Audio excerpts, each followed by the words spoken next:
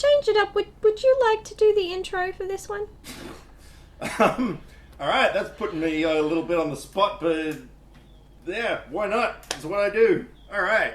Hey everybody, how's it going? And welcome to episode 2 of the Golden Ticket podcast, where Ashleigh Burnell, the host of the Movie Oracle game show, and I will be discussing the latest Redemption episode where Matt and Catelyn went fighting each other in a steel cage match where there was blood and carnage and...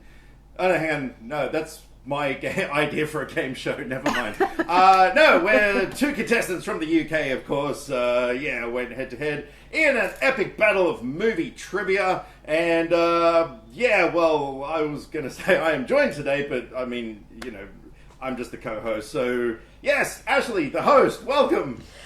That was a very good job. Bravo. Round of applause. Yay. All that time on YouTube is paid off. It really has. I'm not kidding. A couple of years ago, I was like, what? I don't know what to do. But then, after several occasions of standing in front of cinemas full of people with a microphone talking to guests from LA and stuff, it does something to you, you know? It builds character. There was just a little bit of bragging in there. Just a little bit. No, actually, I'm just stating facts. That's just how it is. Sure, if that's what you want to call it. But, yeah, Dan's hit the nail on the head with his intro, and he's right. Latest episode of the Redemption series saw Matt, who competed in episode 1 and 2, coming back to go against Catelyn, who competed in episode 7 against our Hall of Famer Anthony. Matt was in our very first ever episode, and then he was in the very first ever Christmas episode, and Catelyn featured in my Women's History Month, where I did 5 episodes where my guests were all women of the movie community, you know, showcasing it's not all a sausage fest. There are some of us ladies out there, and we like our movies, and we like talking about our movies, and sometimes we like doing movie trivia, so... Oh, Jesus fucking Christ. Really? Really? Really?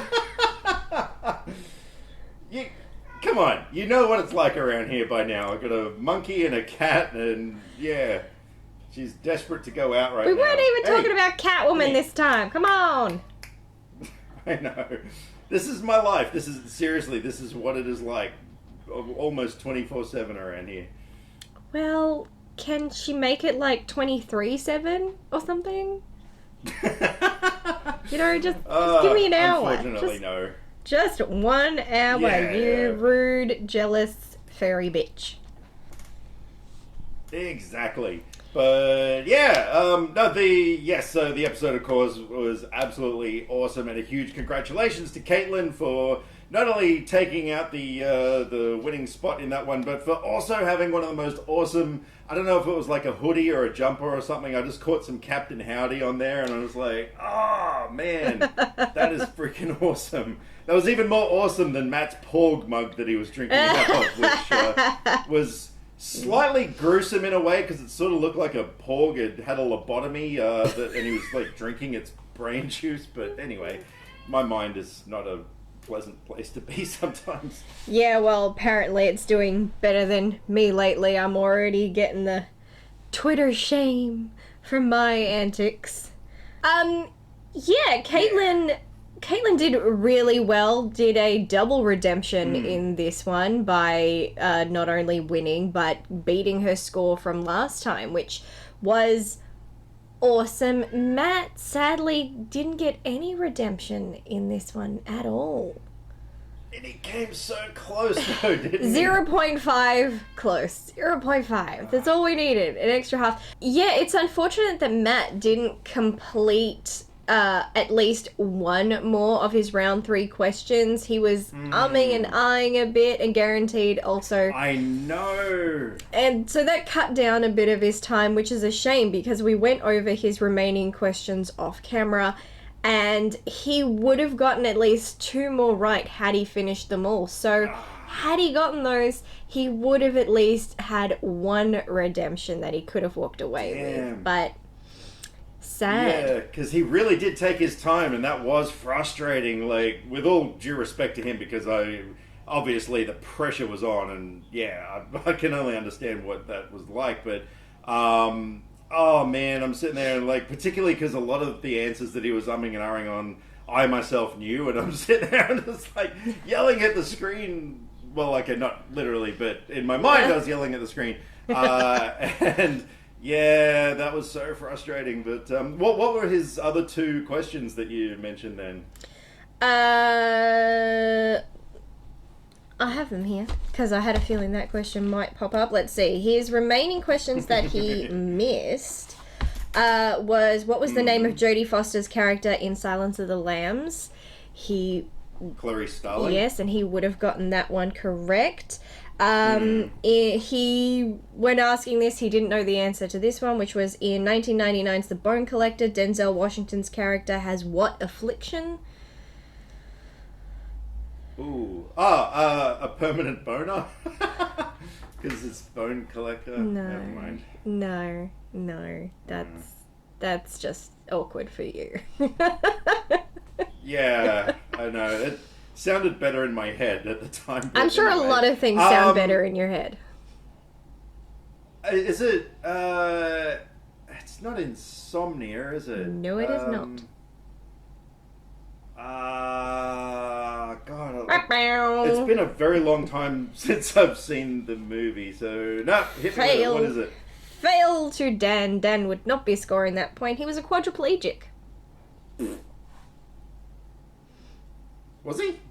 Yes, he was. Shit. He was bedridden. He could only move his head and one finger. Yeah, that's right.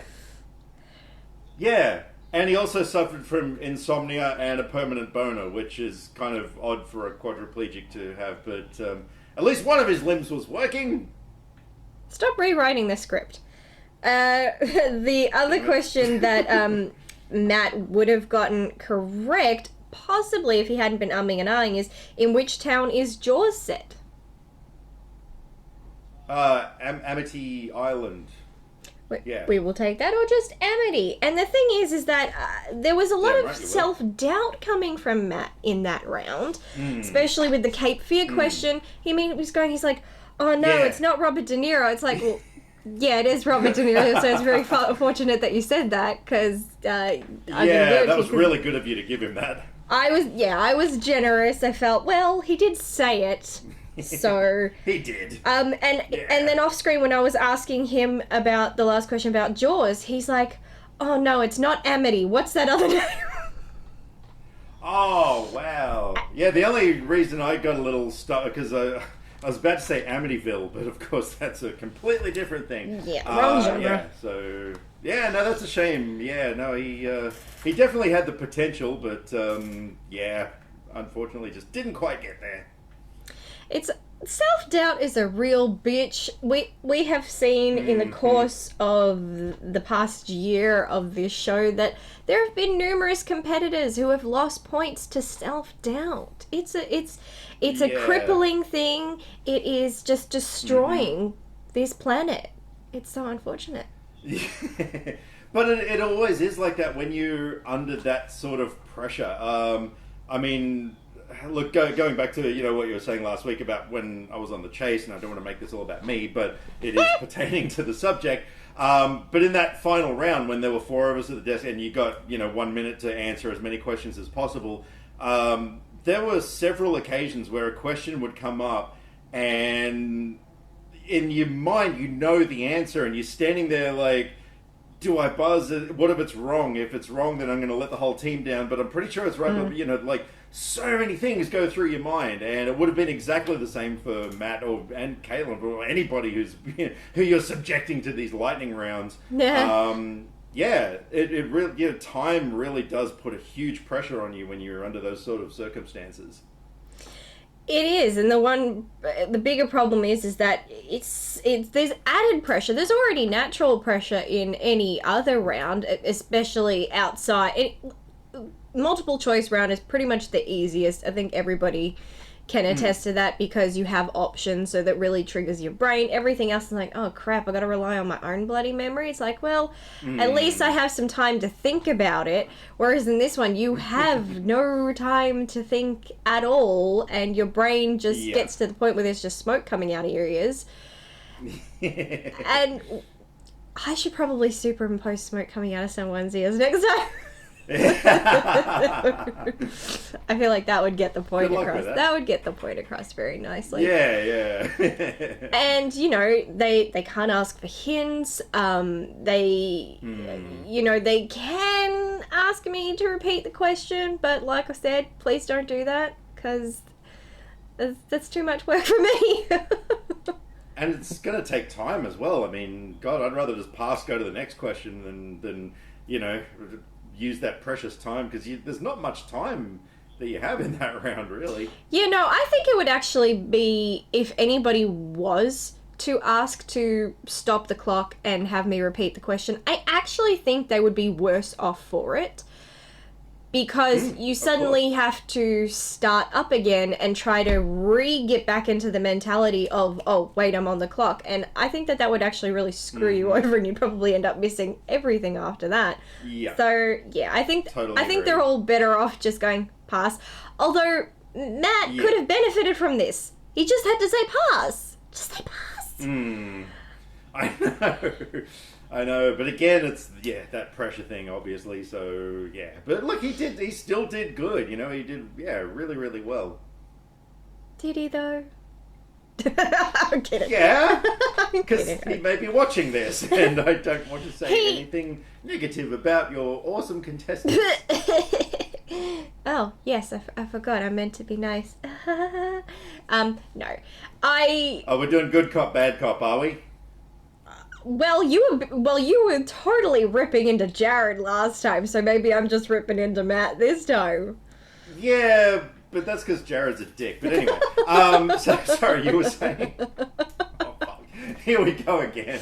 Sorry, Jared. No, Jared's awesome. Sorry. Oh, he's just gonna put dislikes on my videos now. He's probably your serial disliker. Yeah. I'm highly suspicious now. It's interesting that as we went on, both our competitors had a completely different. Well, it wasn't intentional, but their projection kind of was completely different. As each round went by, Matt was getting better and better, and Catelyn was on the decline. She started off really strong in round 1, which was science fiction, and surprised even herself, because there were a couple she answered right, and she's like, I haven't even seen that movie. So, yeah, good on her. The look on her face when she was getting those right guesses and everything, that actually made it so much fun to watch, because you could just tell like how absolutely surprised she was. I mean, I've had those moments myself. When you actually guess something and you get it right, it's almost better than actually knowing the answer.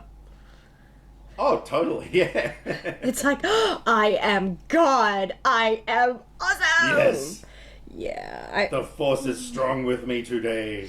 I mean, I do wonder, when I asked about the quarantine zone in Annihilation, I'm wondering what made her pick the Shimmer out of all the other options, because the options were the Shimmer, the Further, Area X, or Classified. The Shimmer just doesn't sound like something you'd think a secret military operation would name a quarantine zone. So I'm just wondering, what made her go to that answer? Obviously she was correct, but I'm just like, how did you... Maybe, do you think maybe she had seen clips from the film or a trailer or something? Because, there is the sort of, luminescent light thing happening and stuff. So maybe in the back of her mind, like she...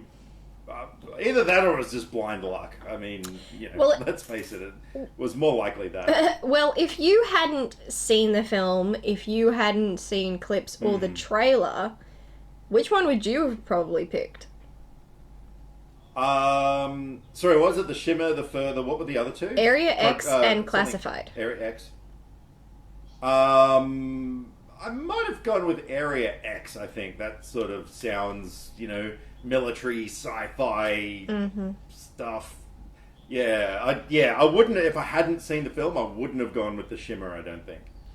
Yeah, even in the context of the film, that's just, like, it's a name that makes sense given what is going on in that area.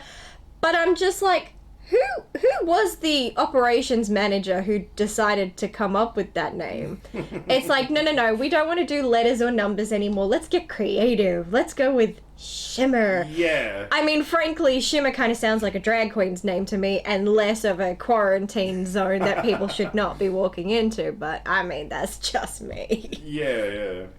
I know there wasn't a lot of creativity involved in it. They're like, okay, what are we going to call this thing? All right, well, let's look at its characteristics. Well, it shimmers.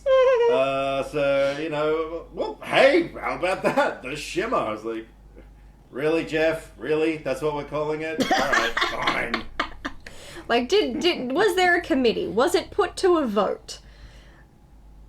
I don't know. I think it would have been up to the screenwriter, really. The writers, I don't know.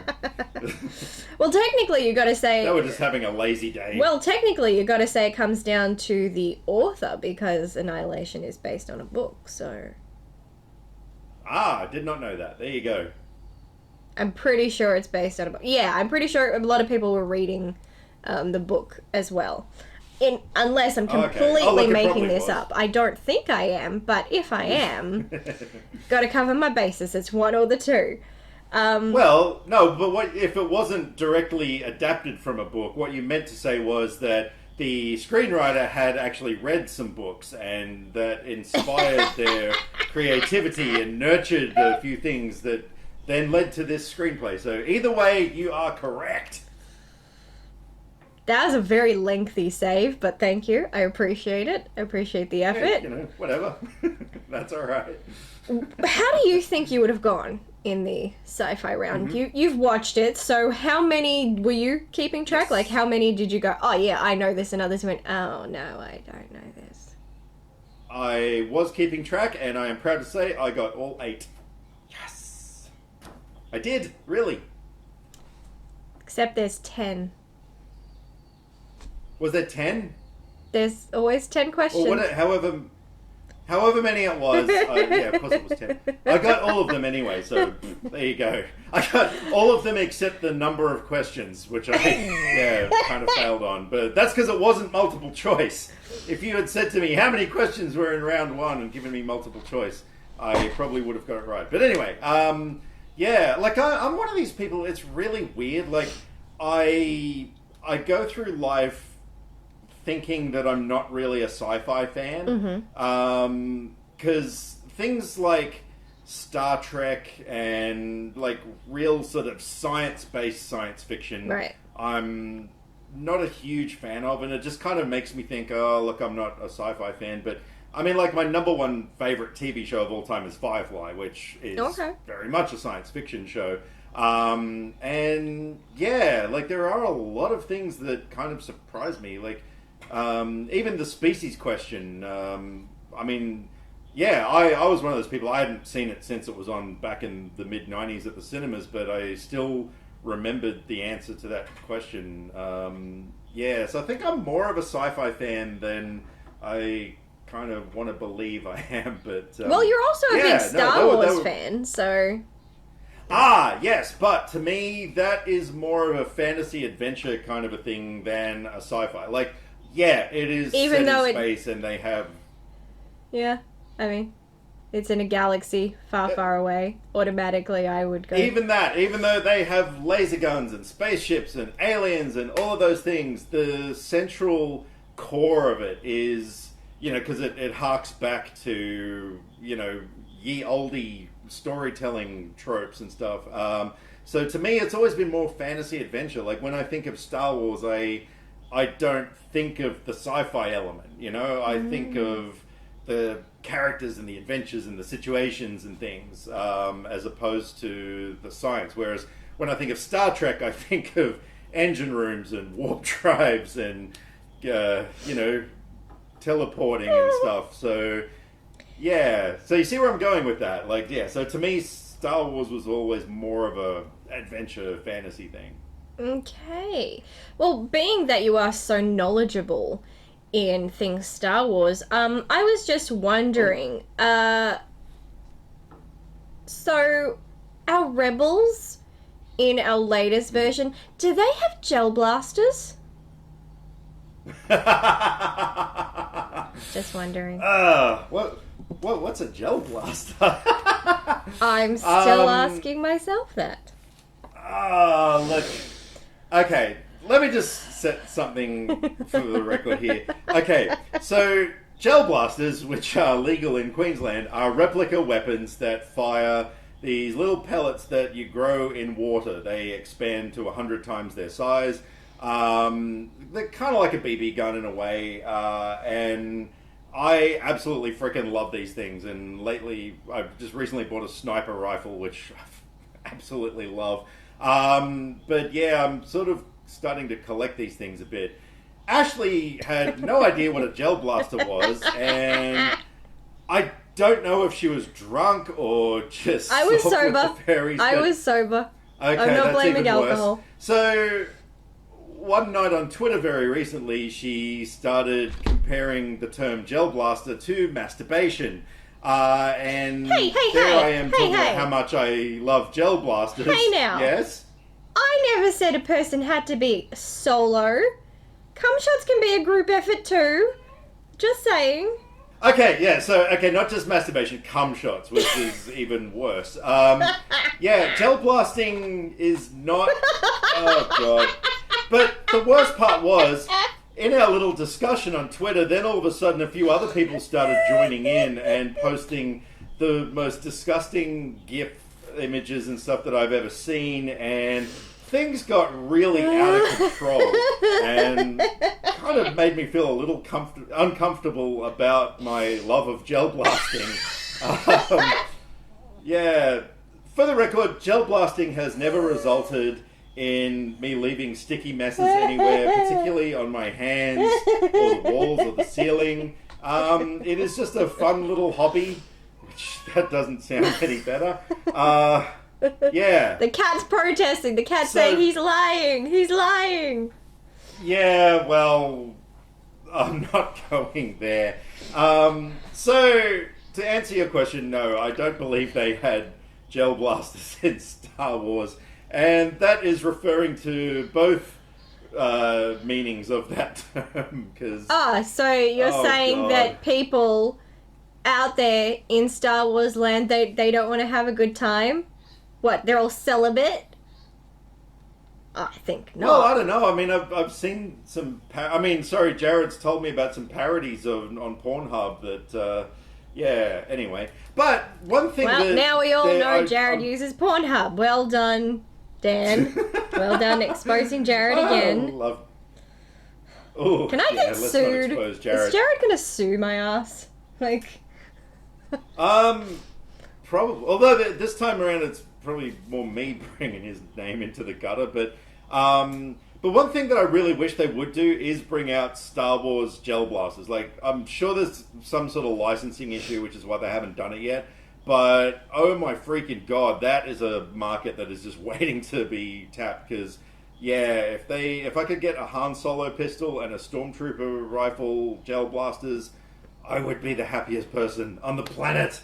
But doesn't that mean that people like me in Melbourne will be completely deprived? Yeah, because it's only Queensland and South Australia out of all the states in our country that they are legal, and yeah, I'm so lucky that I live in one of them. Yay! Yeah, well, we don't have hurricanes. Well, congratulations on claiming that you got every question in round one correct. I was not there, so I cannot confirm this. I mean... You know I wouldn't lie about it. Do I? Do I know this? Yes, you do. I do. Yeah, because I would have totally said... I think, was it the last podcast? Didn't I, shamefully admit that I only got a couple of questions in some round or whatever? So, no, I will always be honest. I don't remember. You make it sound like I pay attention to anything you say. I don't. That's alright, I don't either, so yeah, I've already forgotten everything I've said in the last half hour. Yeah, I was surprised that Matt did not do so well in round 1. I mean, correct me if I'm wrong, but I didn't think the questions I asked were that hard. No, they really weren't, which is why I did so well in it. But I know, especially because he had a Star Wars shirt and a Porg mug, and like he's Mr. Sci-Fi, and yeah, well, again, I will be nice to your contestants. So yes, he had room for improvement, didn't he? Little bit. He did slightly improve in round 2, which was drama movies. Oh, good lord, drama. I always feel bad when this category comes up. Now, it hasn't come up too often, but drama as a genre is just so broad, and it's actually real. I found it's really hard just Googling drama films. Because suddenly I Google it and, romance films, sci-fi films, horror films come up and I'm just like, I have no idea which ones to ask about. So I pretty much just end up going, I'm like, oh, maybe I'll just ask about anything that was nominated for an Oscar then. Maybe I'll leave it at that. Because, drama is an Oscar go-to genre. Oh, God, yeah. Absolutely. It's like, no, we're not really too... I mean, they're never gonna, like... Sci-fi, not really.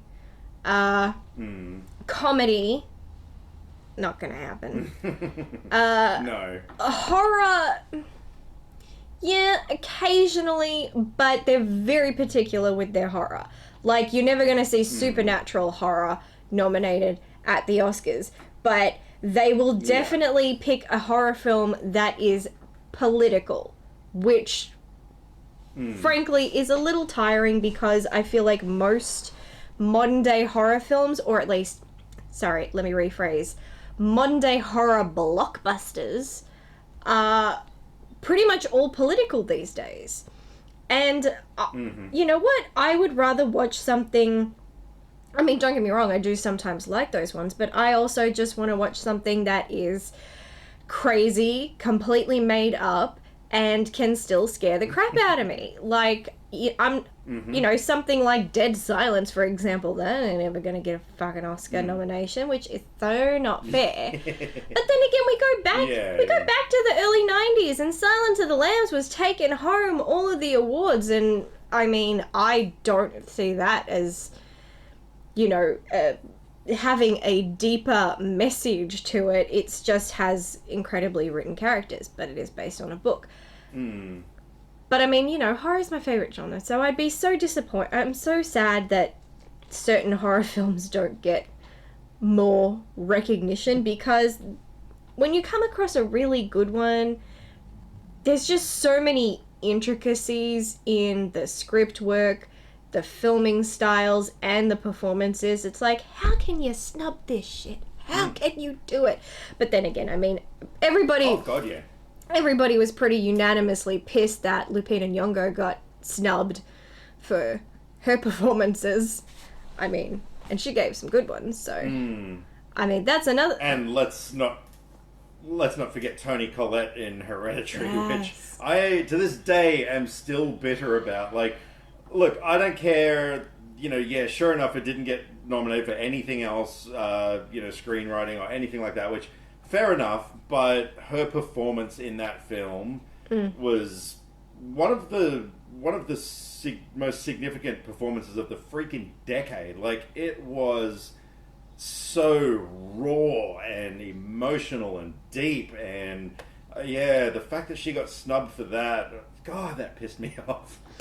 I couldn't fault any of the performances in that film. It was, everybody just did a phenomenal job, and it's like, wow, how can you not give recognition? I think more than performances for me, because, I mean, performances I feel like are a no-brainer most of the time. I mean, unless they're really shit, in which case everybody's going, it was shit. But for me, my favorite thing about Hereditary was how it was filmed. And that's a rarity for me. Like, there's often times where I'm just like, I don't feel like there was anything really special about how it was done. But this one, there was one of the main things about telling the story was in how it was filmed and how everything is done from this outsider perspective. Like, everybody is like, you're outside looking in, and I love that. And I love that there were all these little subtle little kind of Easter eggs scattered throughout the film, and it's interesting to see Easter eggs appear in films that are not part of a franchise. Yeah. They're very rare, and they're actually probably more fun because they take a level of creativity to A, put there and have them make some sense, and two, you have to have some sort of intelligence to spot them.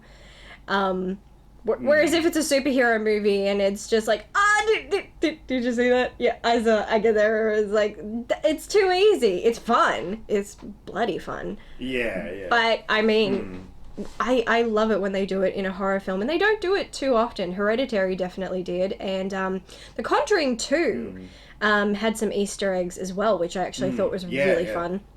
Like, I didn't even catch it the first time, and it wasn't until I actually read it, and it said that you can see Valak's name scattered throughout the movie. I'm like, what? What? No, I totally noticed that. I even, in my review, because like I reviewed the movie, as soon as I got home from seeing it, and I recall I even mentioned in my review that I noticed that I just wasn't 100% sure why they did it, because it didn't seem to really have any impact on the overall plot. But no, that was something, it was one of those moments where I sort of got home and felt like I was about one of the only people who actually noticed it. So did you notice all of them? I think there were 3 instances that I noticed in the film. Was that all of them? As far as I'm aware, there were 3. Yes. Yeah. So there was... No, I did notice that. There was in the kitchen. There was on the bookshelf, and then it was, I think, the daughter's bracelet also said Valak. I thought that it actually had a part to play in the story. For one, it's kind of another way of depicting this ominous presence in their life, like just kind of showing that it's always there and it's always around them even if they're unaware of it. And the other was, I felt like it was another cool way, because at the end we know that Lorraine realizes that she knew the name that the demon had unintentionally told her, and it's like, oh wait, I know it. I now just have to remember it and put it all together. She'd had a vision, so she knew, and I feel like that was kind of like part of that, like, you know it. You know the name. It's there. It's there. It's like, and just say the damn name. I know, I still thought it was just kind of silly though, like you said, in the kitchen when it was it, I can't remember exactly where it was, but I just remember seeing the letters on there and it was on the windowsill. Like why, I don't know. Why not? But I know what you mean about crossing genres though, like when, was it in Aquaman when the Annabelle doll appears at the bottom of the ocean? That's absolutely great. I like it when directors, sort of, just give little nods to their previous work and stuff like that. Yeah, I mean, drama is definitely one of my least favorite genres, because drama is... I mean, I always say, and bring up horror again, I always say with horror, I love when the story feels either realistic or just has elements to it that are relatable, because then you can connect to it. But drama is 100% realistic, it's brutal, it is confronting the harsh, shitty realities that we live in, and I'm just like, no thank you. I don't like living in those, so I really don't want to watch them. And then... Yeah, no, that's fair enough. And then every year they pop up at the Oscars. It's like, I feel like you're always going to get the same films. You're always going to get a war biopic. And it's pretty much always going to be the same fucking war. Seriously. If you're going to do a war film, can you just pick a different one now? Because we just always... Yeah. How many times do we have to see a film about Winston Churchill? How many times do we have to see a film about World War II? How many times do we have to see a film about World War One? I am not knocking these wars. They are part of world's history. They are world wars. But it's like every country throughout history has had war. And it's like, but we only want to focus on these two. It's like... I am a wonderful director and I have amazing skills, so I'm going to tell a war story that's been told a million times. Like, wouldn't you rather maybe pick a war that people don't know about that you can educate people on? I mean, or just not pick a war film? Just the thought. To be honest, I would really rather see a war film based on something like the Battle of Hoth or the Battle of Endor. Sort of go like a couple of pick a couple of soldiers and that have some interesting story to tell that we never got to see in those situations. Or that would be actually. I'm really thinking now. God, that's some untapped resources right there that Lucasfilm needs to do, because that has potential to do something really good. And I think I should keep that idea to myself. If you can just edit that whole section out, I'm going to get started on a script about, I don't know, I kind of two feel soldiers in the... I feel like, to a degree, every Star Wars film is a war film. It's just a war in space. It's Star Wars! There are particular... It's fucking called Star Wars! You know what? I now have an idea for a film set in the Battle of Endor. And this is going to be one of these things that, because in this day and age where it's all about inclusivity, whatever the word I'm looking for. And, there are no genders anymore and we're breaking down barriers and all that sort of shit. How about a rebel soldier and an Ewok?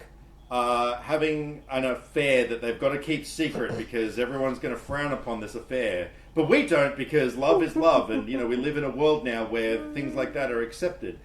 I mean, it's an alien species, it's not an animal, so hear me out. So this soldier and the Ewok, they're trying to keep this affair, in secret. Meanwhile, there's battles going on and everything, and the Ewok's going to go fight her battle. Maybe the Ewok's a girl, I don't know. Probably because there were no female rebel soldiers. That's where I'm going with this. Oh, and so this war is tearing them apart, and then I'm not going to reveal what happens in the end because I think I'm going to get started on the screenplay for this movie. And it's going to be called Fluffy Love. Fluffy Love, that's what it's called. Wow. Oh, and if you thought having females in Star Wars films pissed off the fandom, wait till you see this one. Yep. So there you go. That's my idea for an Academy Award-winning war film that is going to involve drama and romance and thrills and horror. And, I wish you the best of luck. Romance. Yeah, thank you. I'll try and keep the sex scenes to a minimum, but great. That'll end up on the bestiality Pornhub. Wonderful. No, it won't, because it's not an animal. It's an alien. Mm-hmm. That looks like an animal. I mean, that's going to fuel a lot of fetishes, so... Yeah, but see... No, see, you can't say that because it's racist. They're not real. I got... Yeah, well, even better then. Like, I've got everything covered here. This is going to be amazing. Fluffy Love is going to be, like, the biggest movie of... I don't know, 2022, maybe by the time they make it or something. Might throw in some porgs. Anyway, yeah, so the drama category, There is something supremely messed up about the fact I am hearing a guy talk about Ewok sex, and he's wearing a shirt where all I can see is the word titty. So... Titty Twister from Dusk Till Dawn. Yeah, well, where you were sitting, I can't see the twister part. I can just see titty. All I'm seeing is titty and Ewok sex. Okay, whatever. I regret the rabbit hole I took us down. So, Back to drama. Dan, yeah. how did you do in the drama category? Not as well as I did with the sci-fi round. Off the top of my head, I can't actually remember how many I got right, but... Must have been 0 then. No, well, it definitely wasn't, because the Titanic question, I nailed it, because unbeknownst to a lot of people, ever since primary school, I've had a deep fascination with all things Titanic. I had to do a school project on it once, and oh man, yeah, that just opened up a whole thing for me. And so when the movie came out back in '97, like, everyone's going nuts about this movie because, you know, Leonardo DiCaprio, and it was a romance movie, and oh my god. Whereas I'm just like, holy fuck, there's this movie about the Titanic. It's so cool. And, I didn't really give a shit about the first half of the film, you know, but yeah, the second half was like where it really shone for me. But no, I've got like a library of books on the Titanic. I've got like a this box set of interesting things, like replicas of documents and stuff, and newspaper articles and things. I've even got a CD of music that was played on the ship. Not actually, like, it wasn't recorded live on the ship because they didn't have CDs back then. But yeah, not to mention, I think it would be ruined once the ship went down. Yeah, exactly. Like, that is how deep my fascination of the Titanic goes. So, yeah, as soon as that question came up, although, to be fair, I've always got to check myself, because I'm like, hang on, was it April 12, 1914, or was it April 14, 1912? And so, yeah, but it was the night of April 14, 1912. So, but when Catelyn guessed it, like, that was amazing. Like, as soon as she said it, I was like, oh my god, she's right. And like, turns out that, yeah, she just plucked that date out, because what was it, one of her grandparents was born that year? That was me! Oh, it was you? Yeah, I said I know that answer because my grandmother was born in 1912. Ah! Alright, I knew somebody said it. Shut up, it was last night that I watched it, so there you go. Yeah, exactly. It was a few hours ago. Like, that was a terrible excuse. That's like shooting yourself in the foot. Oh, look, whatever. Well, hey, I remembered somebody saying it, and it was... Well, speaking of Titanic, now that just makes me want to ask you a question on how do you feel about Titanic 2? Electric Boogaloo. About Titanic 2, as in the actual ship that they're supposedly building, or is... What? Is there a movie... A sequel? What? Well, right on both cases. A lot of people don't know that there actually was an ocean liner plan that was the Titanic 2. Bad idea. Like, just disassociate. Disassociate. You don't want that name back. But to make matters worse, there is actually a film called Titanic 2. And it was a low-budget film that came out in 2010.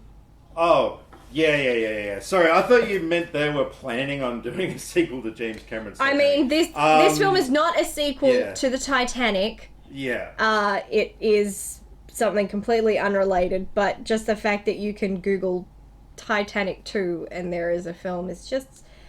It's kind of awkward, you know? Yeah, look, I haven't seen it. Ooh. I don't really want to see it. Oh, yikes. Bruce Davison's in it. What? Oh, really? Yeah, that's not good. I don't know, it's not a film that I particularly wish to ever see or know anything about, so yeah. But yeah, so no, the questions, in that round were rather a bit more difficult though, especially the Boondock Saints question. I completely admit that was a tough one.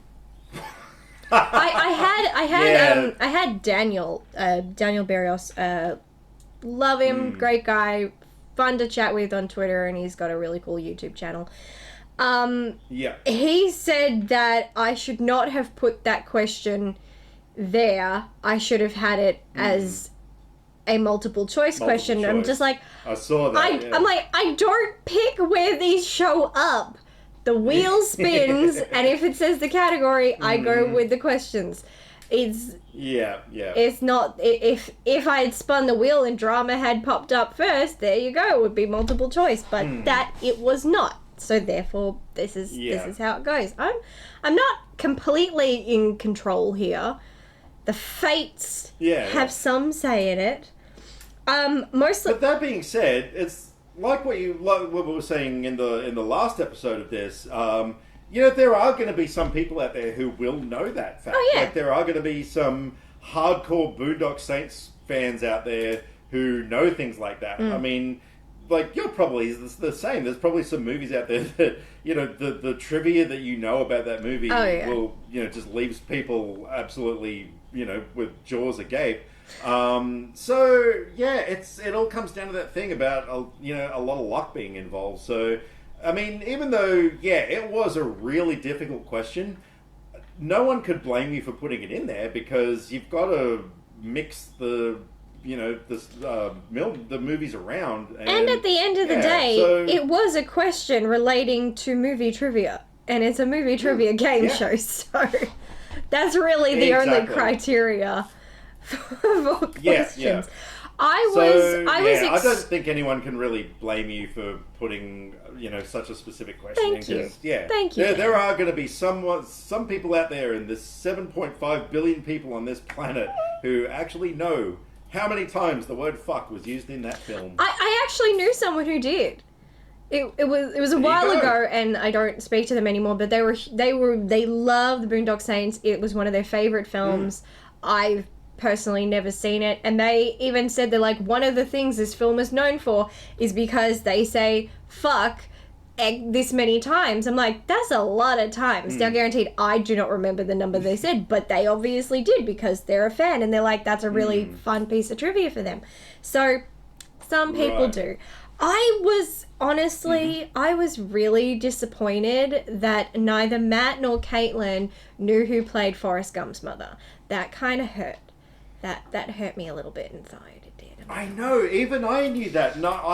Look, this is going to shock some people, but I have not seen that movie since it came out in theaters back in the 90s. Like, it was just one of those films that I liked it. I didn't love it. I never rewatched it again. But I was sitting there and I was like, okay, I know Robin Wright was in it, but she was the girlfriend. She was Jenny, I believe.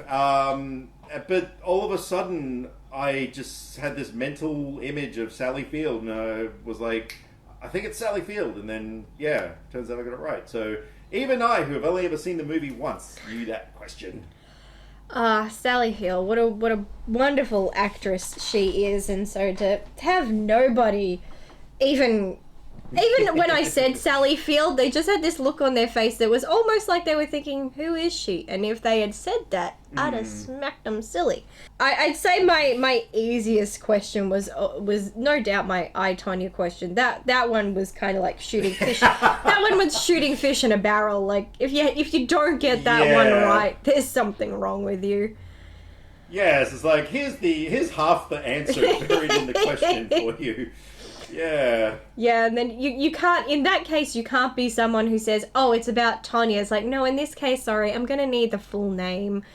Otherwise, what the F is the point? I think I did okay in terms of writing questions. I always stress out with drama because it's a bit of a toughie.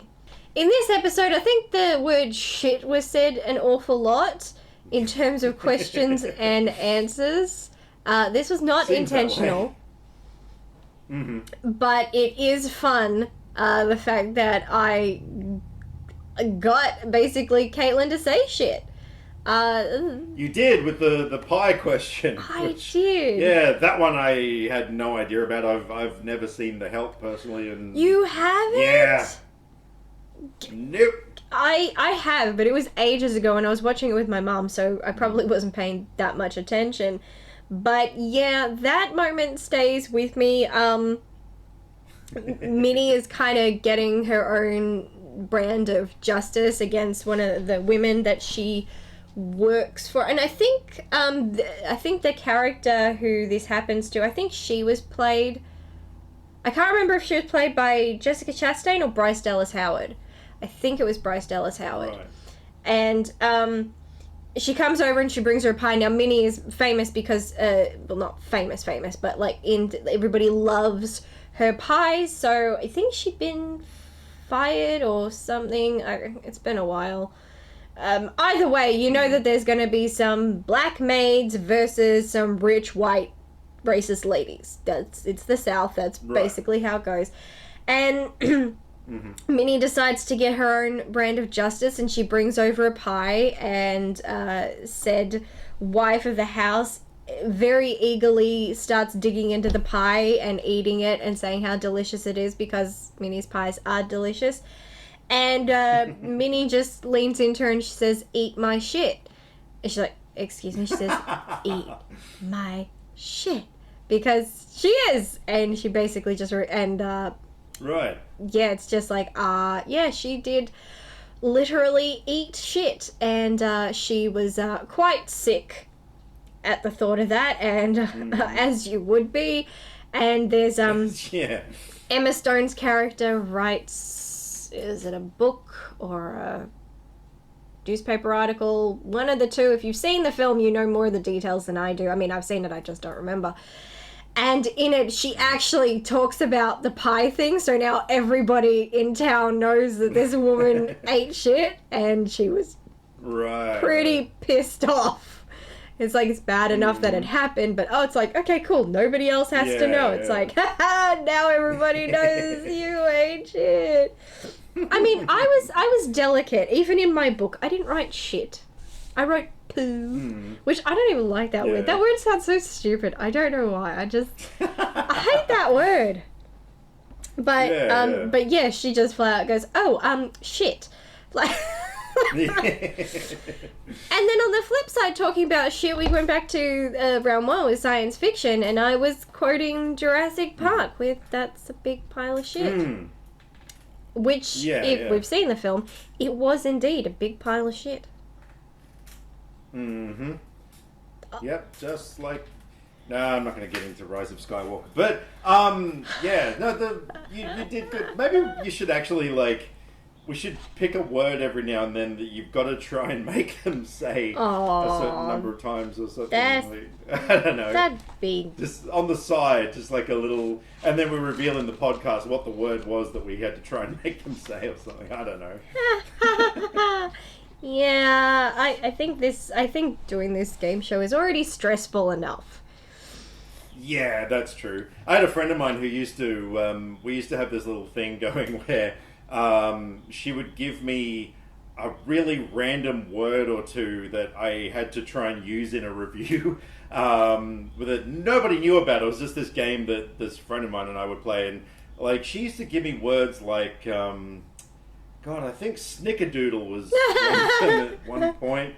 Snickerdoodle. Another one was there's a colloquial term for a snake, a danger rope or something like that.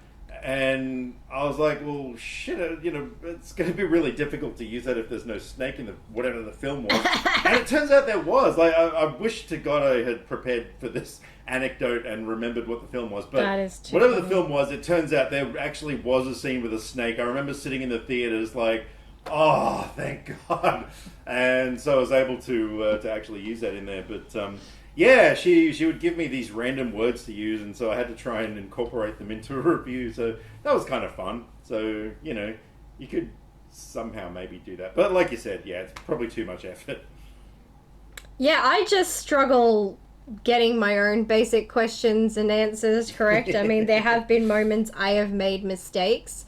I do my best to rectify them in editing. I actually did make one minor mistake. No, let's try. Minor mistake. Like that one. Yeah. I see what I did there. One minor mistake in recording this episode. I got so into asking Catelyn the lightning round questions that I completely lost track of the timer. Because Oh, wow. I mean, it also had at one point gone off. And it was in my recording.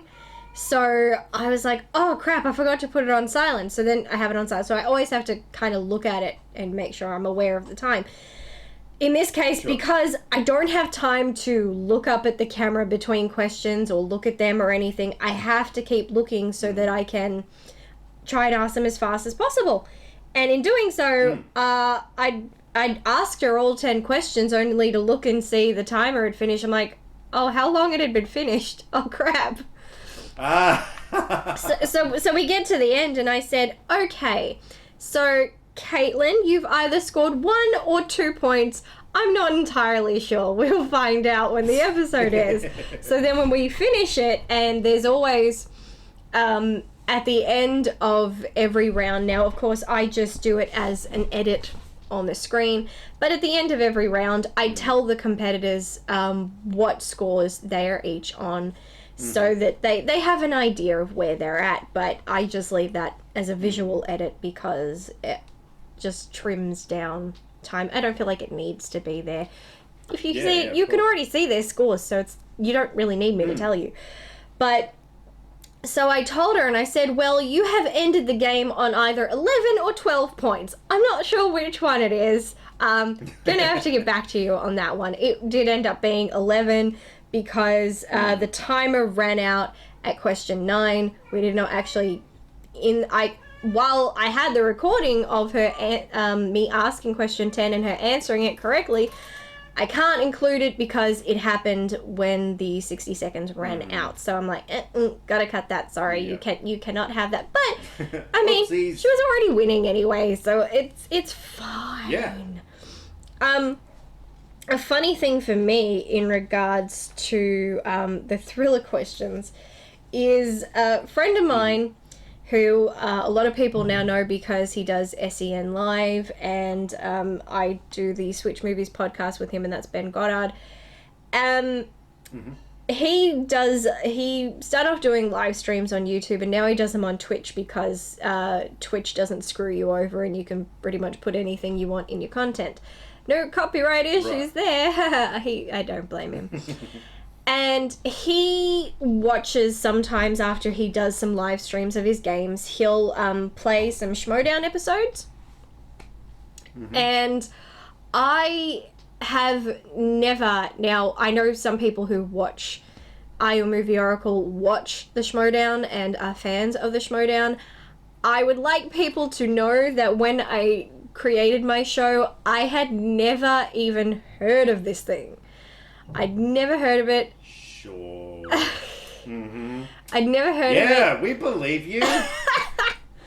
Never heard of it. I didn't know what it was. Occasionally people would, like, if I tweet out an episode, they would reply with, oh, I love this because I'm such a fan of the Schmodown. I'm like, is this a made-up word? What? I'm like, what is this? What are you saying? I'm like, are you insulting me? Are you calling me a bad name? I don't know what you are saying here. So I'm just like, thank you. Like, I don't actually know what they're talking about. And then when Ben came onto my show back in April was when he first appeared. And he had told me in conversations, because, you know, we've gotten to know each other really well and become good friends since he came on the show.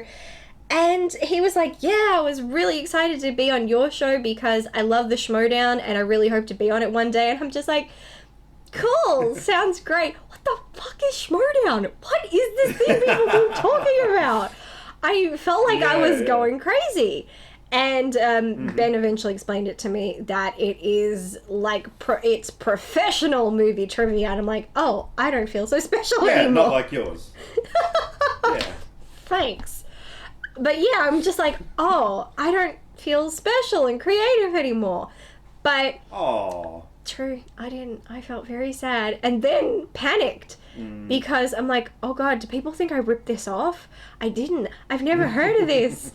And I decided after that moment, some people would tell me, yeah, you should really go and watch Schmodown, check it out, you'd love it, you'd have fun because it's very up your alley. And I made the conscious decision to never do that. Because I wanted to maintain deniability. Yeah, that's fair enough. I was just like, nope, you can go through my YouTube history. You're not going to find anything there. I didn't watch it. I haven't stolen ideas. But being that I love Ben and I do want to support him, and he got drafted into the Schmodown, and I'm like, fuck.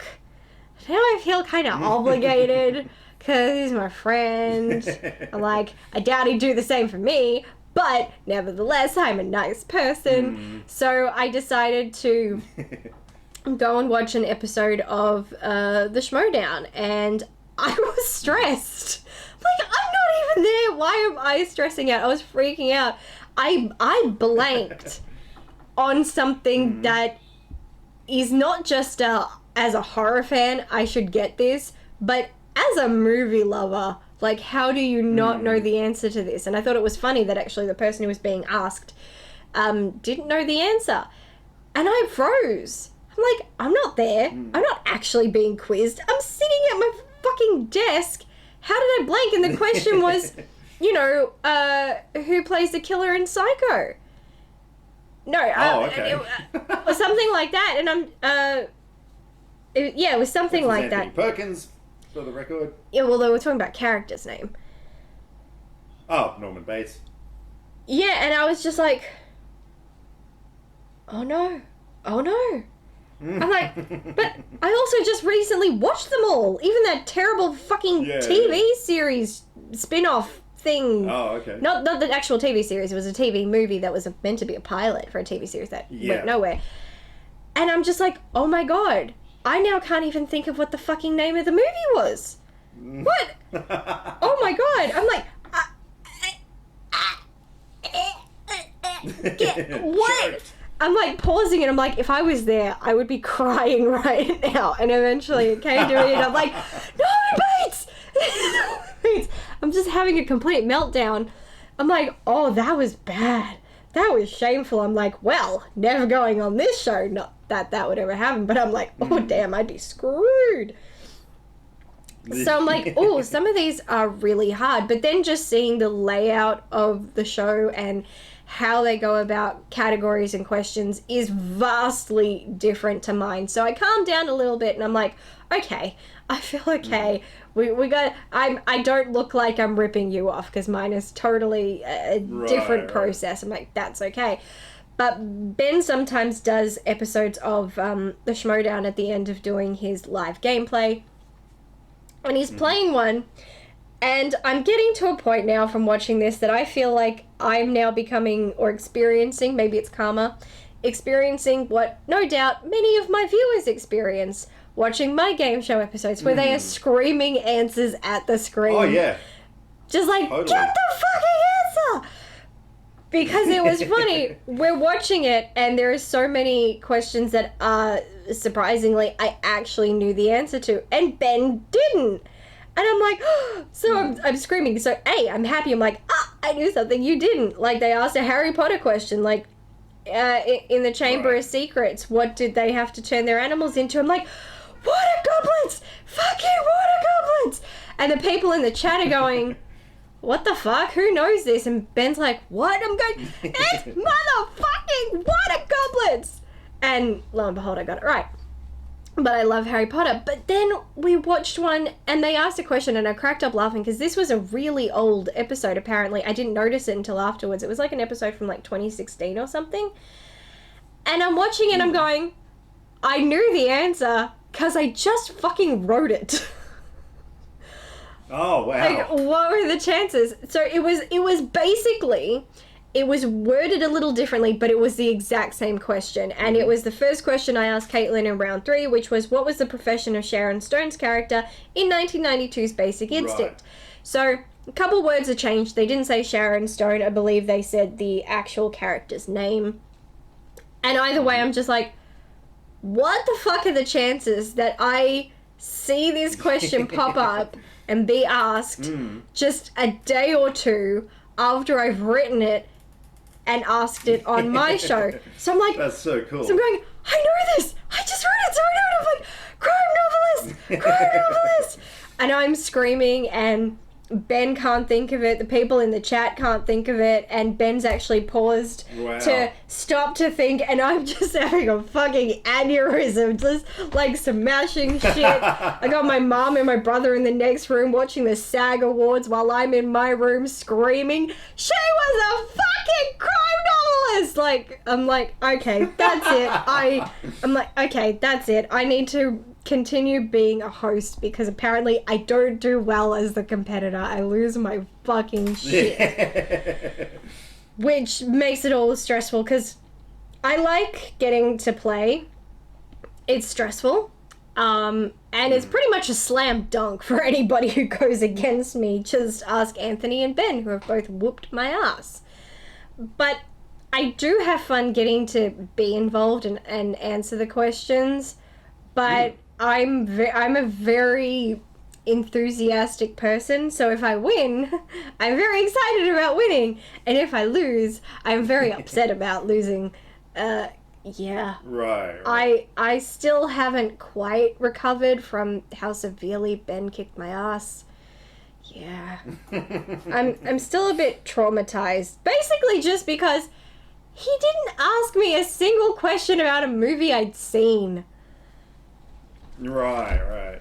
I mean, but that's where that whole luck thing comes into it. Like, yeah, you just never know. Luck was not on my side for the remaining two rounds. No. Yeah, it was. But at least you've always got the bongo episode to fall back on. Like, at least you did pretty good in that one. Yeah, that doesn't really speak too well to my skill set. It's like, oh wow, the only time you could win was by going up against a fucking stuffed toy. Great. Yeah. Oh wow, you won against a monkey who's got some random guy's hand up his ass. Yay! That is. Shut up, I'm not random. I do not want that put on my tombstone. Please don't.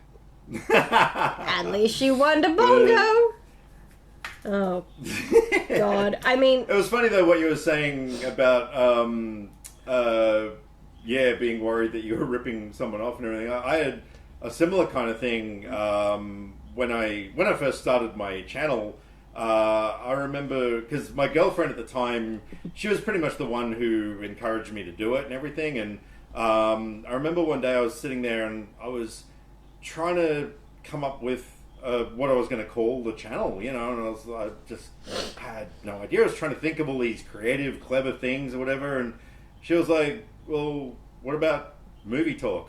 Because you talk about movies. I was like, oh, for fuck's sake, yeah, okay, that actually works pretty well. So, pretty easy. I whipped up a logo, I did all this sort of stuff, and I started my channel, and I think it was...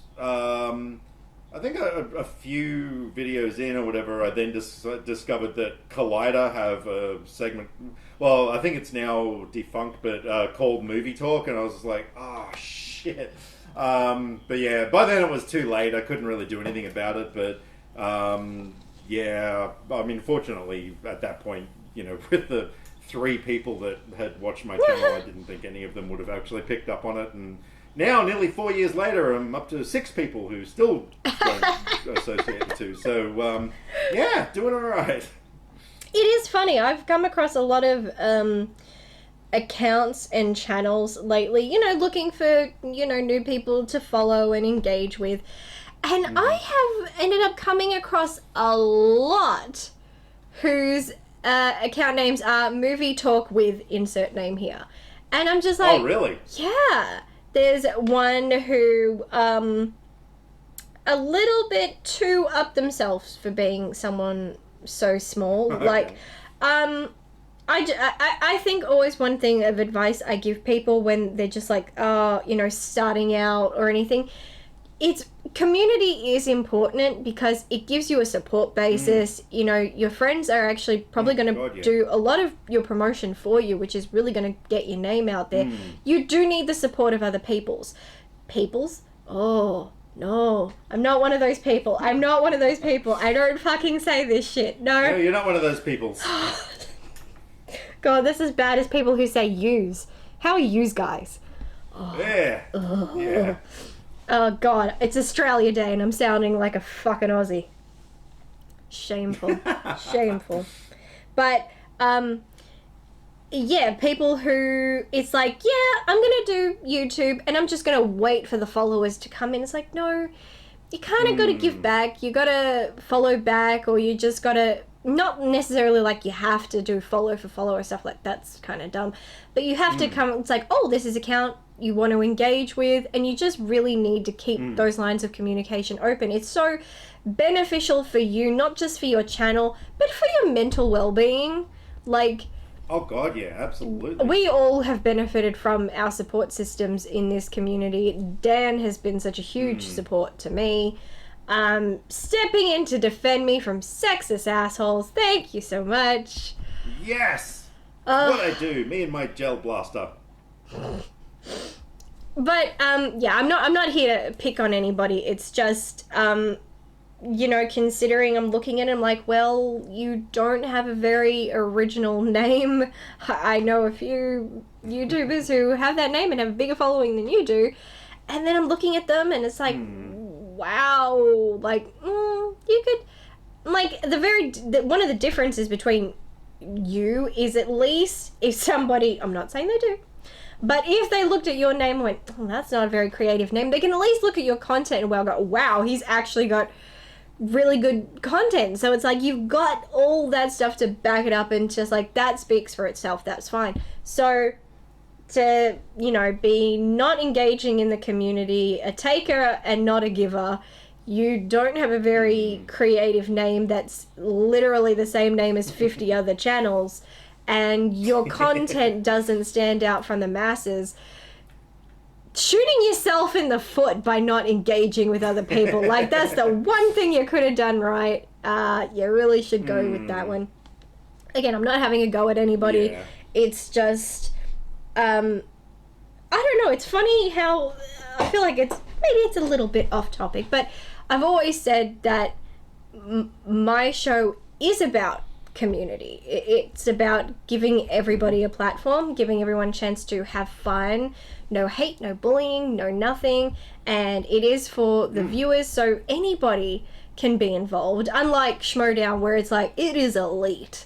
You know, you gotta be a professional. Like, they're not gonna let some, you know, person behind the keyboard get in on that shit. That's not gonna happen. Whereas on my show, it's like, yeah, come one, come all. Everybody's welcome. And then if you're an asshole, I'll just block you afterwards. It's all good. Hint. Or invite you back to be a guest host for an episode. Or that. Yeah, so I've kind of noticed, and being that I'm someone who's so pro-community, that I've noticed more in the last year or two that people who are newcomers to the community, now I'm not that seasoned myself, but I think I have a bit more of a leg to stand on, being that I'm so big on boosting the community. It's one of the things that I can pride myself on, that I see some of the younger, newer ones coming in, and they just have this mentality of, I'm just going to do this, and I'm not going to engage, and I'm not going to give back a little. I'm just going to do this, and I'm just going to keep expecting everything to come to me. It's like, no, that's not really how it works, especially in such a saturated platform. If you don't reach out and make connections, you're dead on arrival, basically. Yeah. I still don't play the numbers game and stuff. Like, I'm just having so much goddamn fun with this whole thing that the numbers aren't that important to me. You know, like yesterday, I don't know what to call her, the trivial theatre chick. You know, she posted this thing about how excited she was that the Velocipasta account started following her. And, you know, I've just been seeing this movie popping up everywhere. And a couple of days ago, I had someone who had asked me if I could do a review of the movie, and I went looking online. I couldn't find it anywhere. I went trying to find the Blu-ray or whatever. I couldn't find it at the time. And yeah, like, I put a comment on her tweet, you know, about, oh yeah, like someone wanted me to review this movie, but I can't find it. within seconds, the Velocipaster account. Now, I don't know if it's a marketing team or if it's the actual director. I don't know who's behind it, but they started following me and then posted a comment, oh, DM me, I can send you a link to the film. I'm just like, what the fuck? Like, seriously? That's so cool. And so I got in touch with this person and, you know, we got chatting and that was so freaking cool. And yeah, sent me a link to like a earlier version of the film and stuff. And they said, oh, just be aware though that, like, you know, don't share it or leak it or anything because, you know, we'll know if you have something. And I said, oh my God, like, there's no way I would do that. I said, look, this is a real privilege for me and I am so grateful and there is no way I would do anything to tarnish this, you know. And they even said, like, oh yeah, you know, you seem like a really cool dude and everything. I'm just like, fuck off, like, how is this happening, you know? And so, yeah, last night, you know, like, sat down and, like, was able to see this film and review it, and I sent them my review, and they were so happy with it, and they've shared it around, and, you know, stuff like that is why I do this, you know, it's, like, it's just so much fun, and there's been so many occasions where just amazing things like this have happened, you know, and that's the stuff I live for, you know, it's not so much getting that subscriber count up so I can monetize my channel and do this for a living, which would be cool, don't get me wrong, but yeah, I'm just having so much fun with all the little things, and that's probably why I tend to be a bit lax when it comes to retweeting my things or like really getting my stuff out there. Like, I know I'm on Facebook, I'm in a couple of groups of,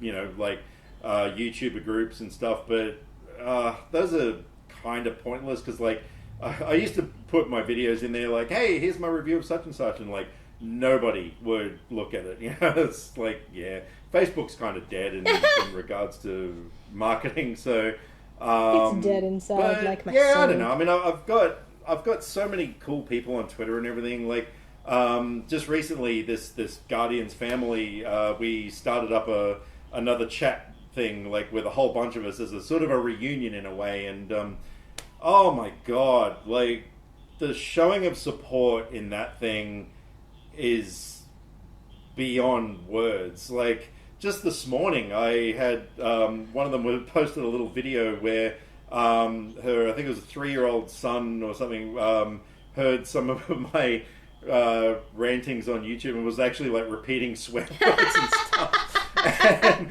great influence, Dan. Great influence. Amazing. But like, someone even said, like, you know, they're going to start their day by watching some Jensen, and I'm just like, that's so cool. You know, like, it is. I don't know, these people just love what I do, and I'm so goddamn grateful. Like, there's no words to describe how grateful I am for that sort of stuff, you know, and yeah, you know, that's all I really need to get me through the day. So yeah, it's cool. So yeah, I don't know. I don't think you really need to promote yourself that much, maybe. Like, I don't know. I guess it depends on your end game in a way.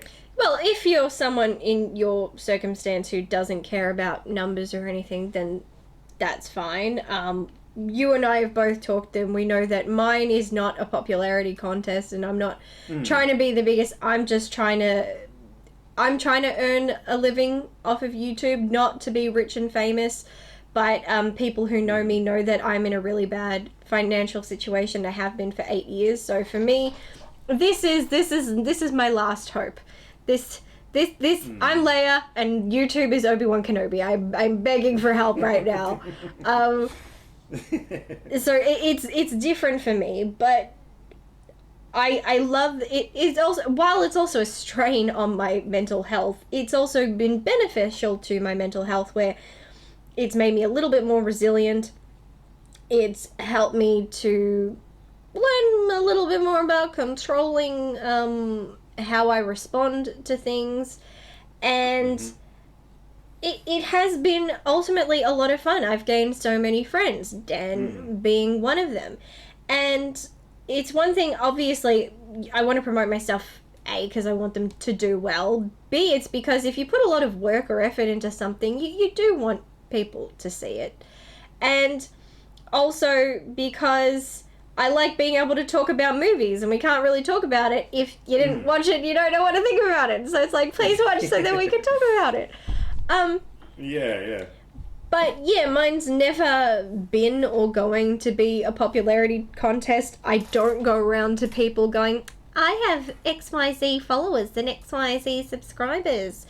I know that there are some people who like to put in their bios that, and I have this many subscribers. It's like, your subscribers don't care.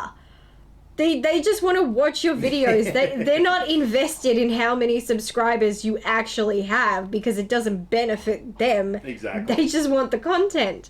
So I don't get that. But I love the community and I love supporting the community, and it does. I mean, I don't do it to get anything in return. It's just who I am. I mean, it would be nice if sometimes people return the favor, but alas, they don't. So eventually, I'll probably stop supporting them. Just because you get that tone. It's like, oh, you're one of those takers. It's like, you're taking a little bit too much from me. I'm going to give it to other people. So I do that, but I will naturally support my own stuff because it's just like, it's what you gotta do. That's what you gotta do. But like I said before, if it comes to I'm doing something with somebody else, whether it be I've collabed or they have appeared on my game show, I'm gonna promote the fucking shit out of it. Because it's about more than just me. And I feel like you do the same thing. Like with you, anything you do, you're like, here's the thing I did. Watch it, don't watch it, whatever. But when you do something with somebody else, you really go to town on promoting it. It'll pop up everywhere. And it's the same with... Oh, God, it's the same with me. You know, even if I've collabed with someone, their channel, podcast, wherever... I post about on Twitter, Facebook, Tumblr, my Instagram. I even go into my YouTube my community section, and I will always post any collabs that I do there. And I'm like, well, here's something I did with somebody else. If you like me, then go see this other thing that I did. It's not on my channel, so go watch it there, or go watch this podcast. And I'm happy to promote anything. And I get a little irked when I don't see other people do that. It's like, somebody took the time and effort and trusted you to welcome you into something that they care about very much.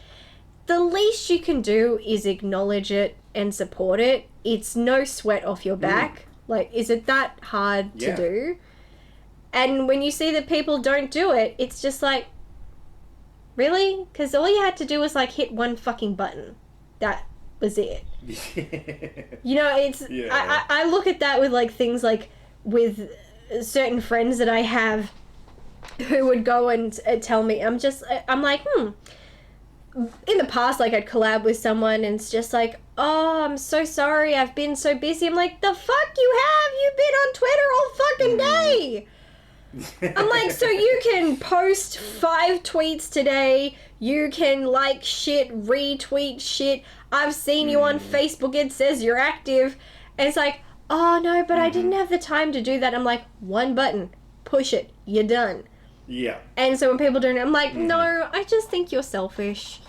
And it's not, and I'm not just talking about myself, like, I want attention. It's not what that's about. It's about, if you trust someone and you do that, you just want them to give a crap and show you just a little bit of respect. I try to show people, you know, living by do unto others as you would have them do unto you.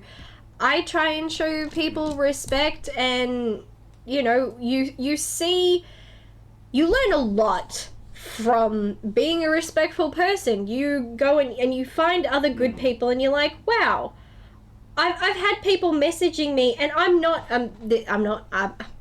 trying to be, you know, look at me, not being that, but me just like talking to someone on Twitter or replying in the YouTube comments. It's funny.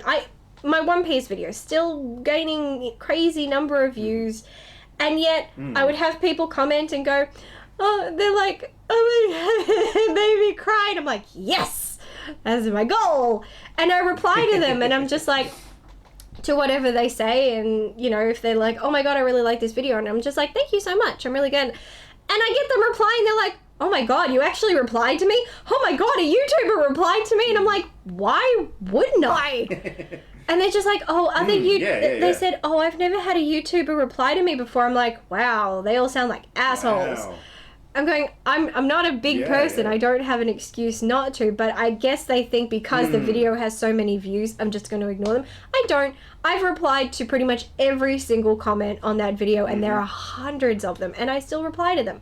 And and I will talk to, if a subscriber, you know, is now following me on Twitter and they start engaging with me, I'm going to engage back, because I'm not like, I'm, you know, I'm famous and you're the follower. It's like, no, let's be friends. I'm cool with that. And we talk, and then they will message me privately, and they're just like, thank you for actually talking to me and, you know, just being nice. And like, it's heartwarming that doing something so simple can mean so much to someone, but it's also kind of fucking sad that we live in a world where showing someone kindness is that fucking shocking. Like, exactly. I'm just like, but I'm like, oh, do people not do this? Is there something wrong with me? Am I the freak here? But, and that is that is at the end of the day the whole fucking point of this show, not the podcast. Podcast is just for Dan and I to talk about our channels in general. This podcast is just like, for... I'm exactly the same. Like, it's been really close to 4 years that I've been doing my channel now, and it still blows my mind that people watch my stuff. Oh yeah. Like, I don't know if it's a self-esteem thing or whatever, but I still, you know, I do this stuff for my own self-enjoyment. I really do. I know that maybe that sounds selfish, I don't know, but and then I put the videos out there. I don't expect anybody to watch them. Yeah. I really don't. And so if anyone takes the time to actually comment on a video or whatever, like, yeah, I'm totally going to reply, you know. Within 5 months. Okay, there have been occasionally people who write things that you either can't actually understand what they're saying, or they just kind of write something that you just sort of like, I'll just give you a little heart icon. Yeah. But yeah, it's that gratitude thing again. You know, I'm just so grateful that anyone would watch my stuff, and you know, when people tell me like how much they love my videos and everything, it just means so much to me, because I don't put things out there thinking to myself, well, like I never ever actually imagine people watching my stuff, except for that Velocipasta review I did last night, knowing that they were going to be retweeting and everything. I was conscious that people were going to be watching this thing, and so it was a different feeling, and it's not one that I particularly enjoyed. Like, I like just sitting down in front of a camera, just talking, thinking that, you know, maybe 1 or 2 people will watch this or whatever, and putting it out there. Yeah, like, no pressure. Exactly. And so, just that whole thing where people take the time to respond and everything, like, it's so freaking cool. And again, it's one of the reasons why I keep doing this. You know, it's why, you know, I am still here after 4 years, when I honestly thought I wasn't going to last 6 months doing this channel. I normally have such a short attention span, you know. I thought, I'll do it for about 6 months, I'll get sick of it, I'll move on to something else. But now, you know, my channel is one of the biggest things of my life, and the people that take the time to respond and talk to me and everything are the ones that keep it going. You know, they are the fuel that keeps this machine alive. So they're pretty damn cool. They are, and that is why, while Dan and I will talk about a million different things on this podcast, you know, you've seen today, if you're watching or listening, that we have bounced around from topics. It's zigzag. There's no rhyme or reason to what we do. Ewok sex to gratitude. We to eventually get back to talking about the game show, and I'll do that now, because that is always going to be the thing for me and this game show. One, having fun, but bringing people together. It's what I'm really passionate about when it comes to this show. I love seeing people actually messaging me like, can I be on it? I'm like, fuck yeah, you can be on it. Like, get in on this shit. Come on. Yeah. I love it. It's so exciting for me when people do reach out to me saying that. It's amazing. Considering it is so small, to still have new people coming like, yep, let's do it. I would love to see the show grow, not to be like this huge, massive, famous thing where we're talking about it on Entertainment Tonight or shit like that, but just where it can help expand the community and get, people engaged with each other more. I still love being able to promote other people, guaranteed that those, people are nice and I'm not going to regret it after the fact. But, it's why I'm always trying to come up with new things, and I love it. This series is my baby. I put more work into this game show than any other thing that I do on my channel, and I will continue to do so because I just want everybody to get along. I just want everybody I know. But we have been going on. I've gone on. He's gone on. Mostly me. I feel like I've gone off on a few tangents. Sorry. Well, that's okay because I think the last one I probably talked too much. So I've actually, just kind of enjoyed, just kicking back and letting you do the work. But my phone is down to 8%. So and I've only got 20, and I've only got 21 minutes of recording time, and I do not want to see that decrease anymore. So Dan and I, for the sake of the fact that I think we've run out of things to say, and our electronics telling us to shut the fuck up, we are going to stop there for today and end today's episode. It has been fun as always, chatting with Dan, chatting to thin air, dealing with fucking annoying cats again, my god. If you have not watched the latest episode of Are You a Movie Oracle, then pretty much everything we were saying today would not have made much sense to you. So if you want it to make sense, then there will be a link to that. Even if you have watched it. Ah, shut up. Even if you have watched the episode, we were talking about fucking Ewoks. Yeah. Like, actually fucking Ewoks. Like, we were talking about fucking Ewoks. Like, yeah, it's not even midday. It must have been midday on their planet. Ha ha ha ha. I deserve a pound on that. That's still the best thing ever. But yeah, so there will be links to the latest episode attached to the end of this video if you're watching the video. If you are listening on SoundCloud, there will also be links in the description box. There will be links to all of Dan's many things, from his YouTube to his Twitter to his Facebook to his Instagram to his, his merch, everything. My stuff, his stuff, it's all going to be down there. You know what? And you're going to find links to my merch, my Patreon, all my crap. There's just so much crap. I'm so sorry. But definitely keep up to date with the Redemption series. We've got more guests coming, and once it's over, we resume back to the normal series, which we will still be talking about. And I'm still working on new things to come during the course of the year. There's always surprises at every turn because I'm a fucking creative person, and I'm gonna prove it. Yeah! I have to prove something to my therapist. I'm just kidding.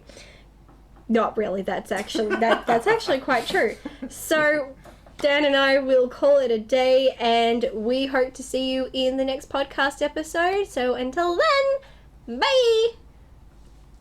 And remember, kids, if you decide to go gel blasting, wear goggles, because too much gel blasting will make you go blind. He just has to have the last word. No, I didn't. Yeah.